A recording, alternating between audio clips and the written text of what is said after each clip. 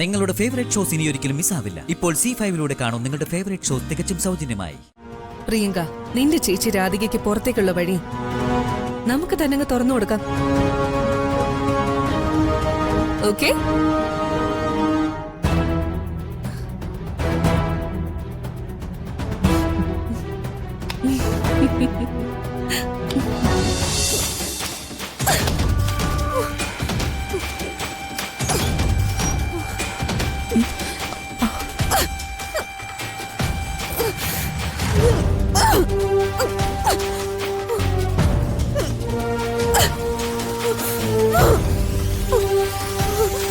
പ്രിയങ്ക,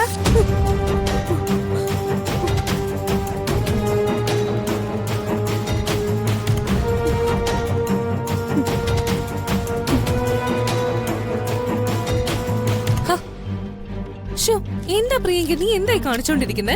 ഒന്നുമില്ല. ആരോടാ നീ ഇത്രയും ദേഷ്യം തീർത്തേ? ഏട്ടത്തൊന്ന് പോകുന്നുണ്ടോ? എന്റെ പ്രശ്നങ്ങൾ ആർക്ക് പറഞ്ഞാലും മനസ്സിലാവില്ല. ആര് പറഞ്ഞു? നിന്റെ പ്രശ്നം എന്താണെന്ന് നീ ഇവിടെ ആരോടെങ്കിലും പറഞ്ഞിട്ടുണ്ടോ? രാധികയാണോ നിന്റെ പ്രശ്നം? രാധികയ്ക്ക് കണിമംഗലത്ത് കിട്ടുന്ന സ്ഥാനം എന്തിന്? വരുണിന്റെ മനസ്സിലുള്ള സ്ഥാനം അത്രയും നിനക്ക് കിട്ടുന്നില്ലെന്ന് നിന്റെ ഉള്ളിലില്ലേ? ഉണ്ടെങ്കിൽ എന്താ, അത് സത്യമല്ലേ? ഇവിടെ ആർക്കാ എന്നോട് സ്നേഹമുള്ളേ? അമ്മയ്ക്കുണ്ടോ? അച്ഛനുണ്ടോ? മുത്തശ്ശിക്കുണ്ടോ? വരുന്നുണ്ടോ? എല്ലാവരുടെ മുന്നിൽ വെച്ച് എന്നെ ഇഷ്ടമല്ല, എന്റെ കൂടെ ജീവിക്കാൻ താല്പര്യമില്ല എന്നൊക്കെ വരുൺ പറഞ്ഞത്. എന്നിട്ട് കണിമംഗലത്തുകാർ എന്ത് ചെയ്തു? അല്ലെങ്കിലും ആചാരങ്ങളും അനുഷ്ഠാനങ്ങളും ഒക്കെ പറയാൻ എല്ലാവർക്കും ഇഷ്ടമാണല്ലോ. ആചാരങ്ങളും അനുഷ്ഠാനങ്ങളും ഇഷ്ടമായിരിക്കുന്ന കണിമംഗലത്തുകാരുടെ മനസ്സില് എങ്ങനെയാണ് കുടിയേറിയിരിക്കേണ്ടതെന്ന് നിന്റെ ചേച്ചിക്ക് നല്ലോണം അറിയാം. അവളുടെ ഞൊട്ടുഞൊടുക്ക് വിദ്യകളുണ്ടല്ലോ, ഈ വൈദ്യം, പ്രാർത്ഥന, പിന്നെ സ്നേഹത്തെ കുറിച്ചുള്ള അവളുടെ ചില വാചകങ്ങൾ, അതിലൊക്കെ ആരും വീണുപോകും. പ്രിയങ്കയുടെ മനസ്സിൽ എന്താണെന്ന് എനിക്ക് അറിഞ്ഞൂടാ. പക്ഷെ എന്റെ മനസ്സിലുള്ള കാര്യം ഞാൻ പറയാം. രാധിക സൂര്യയുടെ കാര്യത്തിൽ ഇടപെടുന്നത് എനിക്കിഷ്ടമല്ല. എന്റെ ഭർത്താവിന്റെ കൂടെ ഒരുത്തി കൊഞ്ചിക്കൊഴയുന്നത് കണ്ട അതാരായാലും ഞാൻ ചോദ്യം ചെയ്യും. അങ്ങനെ ചോദ്യം ചെയ്യാൻ പ്രിയങ്കയ്ക്കും കഴിവുണ്ടായാ മതി. അവൾ ഇവിടുന്ന് പൊയ്ക്കോളും. പ്രിയങ്കെ, ഈ രാധികെ നമുക്ക് രണ്ടുപേർക്ക് ശല്യം. നമുക്ക് നമ്മുടെ ഭർത്താക്കന്മാരുടെ ഇടയില് നല്ലതുപോലെ ജീവിക്കണമെങ്കിൽ അതിനിടയിലും ഈ രാധിക എന്ന് പറയുന്ന ഒരുത്തി ഉണ്ടാവാൻ പാടില്ല. നിന്റെ ചേച്ചിയൊന്നല്ലല്ലോ, എവിടുന്നോ എടുത്തു വളർത്തിയതല്ലേ. അപ്പൊ അവൾക്ക് നിന്റെ വിവാഹ ജീവിതം തകർക്കുന്നതിന് വലിയ ബുദ്ധിമുട്ടൊന്നും ഉണ്ടാവില്ല. അതെ, അതും ഇതൊന്നും പറഞ്ഞ് സമയം കളയാൻ പറ്റില്ല.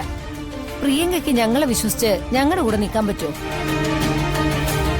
നിൽക്കാമെങ്കിൽ കണിമംഗലത്തെ കാര്യങ്ങള് ഇനി നമ്മളൊക്കെ ആവും തീരുമാനിക്കാൻ പോകുന്നത്. പ്രിയങ്കെ, അപ്പുറത്ത് അച്ഛനുണ്ടെങ്കിൽ ഇവിടെ ചെറിയച്ഛനുണ്ട്. അപ്പുറത്ത് അമ്മയുണ്ടെങ്കിൽ ഇപ്പുറത്തതേ ചെറിയമ്മയുണ്ട്. അവിടെ നെഞ്ചു വിരിച്ച് നിൽക്കാൻ വരുണുണ്ടെങ്കിൽ ഇവിടെ ഗൗതമുണ്ട്. മോളെ പ്രിയങ്കെ, ജീവിതം ഒന്നേ ഉള്ളൂ. അത് ആസ്വദിക്കാനുള്ള സമയത്ത് ആസ്വദിക്കണം. നീയും കൽപ്പനയും കണിമംഗലത്ത് എത്തിച്ചേർന്ന രാജകുമാരിമാരാ. ആ സ്ഥാനം വേറൊരാള് തട്ടിയെടുക്കുന്നത് ഒരിക്കലും അനുവദിച്ചു കൊടുക്കരുത്. ചേച്ചി ഇവിടുന്ന് പോണം, എത്രയും പെട്ടെന്ന് പോണം. അതിന് ഞാൻ നിങ്ങളുടെ കൂടെ നിൽക്കാം. അതിന് മാത്രമല്ല, ഇനി മുന്നോട്ടുള്ള എല്ലാ കാര്യങ്ങളും നമ്മൾ പരസ്പരം ആലോചിച്ചേ ചെയ്യൂ. സമ്മതിച്ചോ? സമ്മതിച്ചു. അപ്പൊ പിന്നെ ഇനി കണിമംഗലം നിങ്ങളുടേതാ. നിങ്ങൾ രണ്ടുപേരും കൂടെ ഭരിച്ചാ മതി. എന്താ കൽപ്പന?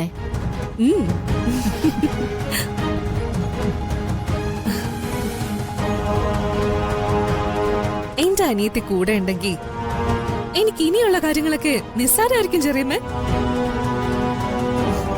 കണിമംഗലം ഇനി ഈ കൈകളിലാ. പ്രിയങ്ക, നിന്റെ ചേച്ചി രാധികയ്ക്ക് പുറത്തേക്കുള്ള വഴി നമുക്ക് തന്നെ അങ്ങ് തുറന്നു കൊടുക്കാം. ഓക്കെ?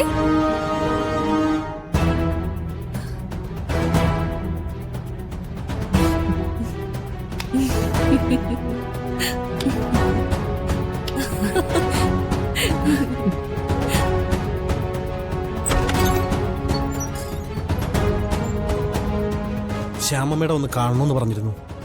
ജഗദീഷ് ആണോ? അതെ. കേറിയിരിക്കൂ.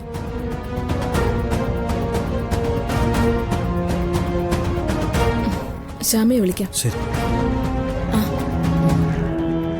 Good morning madam. Good morning. ഇരിക്കും. ഞാൻ എന്തിനാണ് മിസ്റ്റർ ജഗദീഷിനെ വിളിപ്പിച്ചെന്നറിയോ?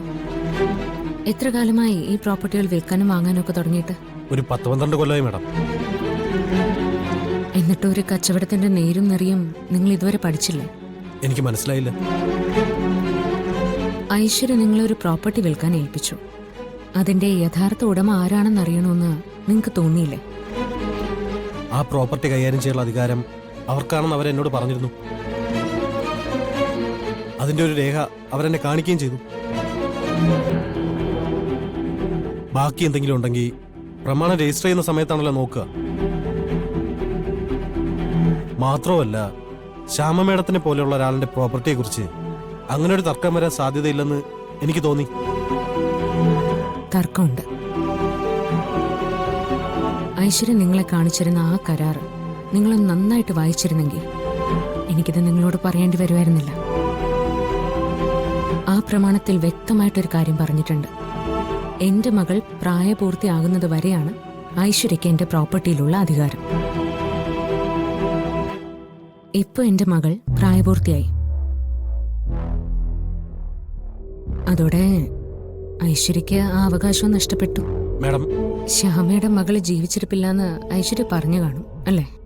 അതെ, എന്നോട് അങ്ങനെയാ പറഞ്ഞത്. അത് കള്ളമാണ്. എന്റെ മകൾ ജീവിച്ചിരിപ്പുണ്ട്. എന്റെ പേരിലുള്ള എല്ലാ പ്രോപ്പർട്ടിയും അവൾക്ക് മാത്രം അവകാശപ്പെട്ടതാ. അതിലൊരു തരി മണ്ണ് പോലും ഞാനോ എന്റെ മകളോ വിൽക്കാൻ ആഗ്രഹിക്കുന്നില്ല. നേരിട്ട് അത് പറഞ്ഞു ബോധ്യപ്പെടുത്താൻ വേണ്ടിയാ ജഗദീഷിനെ ഞാനിപ്പോ വിളിപ്പിച്ചേ. നന്നായി മാഡം. ഇത്രയും പ്രശ്നങ്ങളുള്ള ഒരു വസ്തുവാണെങ്കിൽ ഞാൻ ഈ ഒരു കച്ചവടത്തിന് നിൽക്കുന്നില്ല. ഞാൻ ഐശ്വര്യ മേഡത്തെ കണ്ട് നേരിട്ട് സംസാരിച്ചോളാം. നിങ്ങളെ ഐശ്വര്യ ബുദ്ധിമുട്ടിച്ചതിലും തെറ്റിദ്ധരിപ്പിച്ചതിലും എനിക്ക് വിഷമമുണ്ട്. പക്ഷേ കാര്യങ്ങൾ തുറന്നു പറയാതെ എന്തെങ്കിലും നീക്കം നടത്തിയ അത് നിങ്ങൾക്ക് തന്നെ ബുദ്ധിമുട്ടാവുമല്ലോ എന്നാ ഞാൻ കരുതിയത്. തീർച്ചയായിട്ടും ആവുമായിരുന്നു മാഡം. ഇനി എനിക്ക് ഇറങ്ങാമല്ലോ. ഐശ്വര്യ ഇനിയും നിങ്ങളെ സമീപിച്ചെന്ന് വരും. അങ്ങനെ എന്തെങ്കിലും ഉണ്ടായാൽ നിങ്ങൾക്ക് എന്നോട് നേരിട്ട് വന്ന് സംസാരിക്കാം. ആയിക്കോട്ടെ മാഡം, ഞാൻ ശ്രദ്ധിച്ചോളാം. എന്നാ ശരി. ശരി. ശ്യാമേ, മോള് ജീവിച്ചിരിപ്പുണ്ടെന്ന് എല്ലാവരോടും പറഞ്ഞ അപകടമാകോ? ഡൗൺലോഡ് ചെയ്യൂ C5 ആപ്പ്. കാണൂ എല്ലാ എപ്പിസോഡുകളും സൗജന്യമായി.